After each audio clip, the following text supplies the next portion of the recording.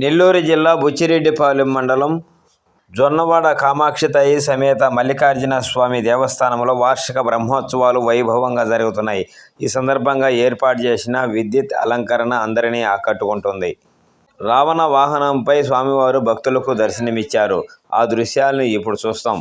ఈ కార్యక్రమాన్ని ఆలయ ఈవో గిరికృష్ణ పర్యవేక్షిస్తున్నారు.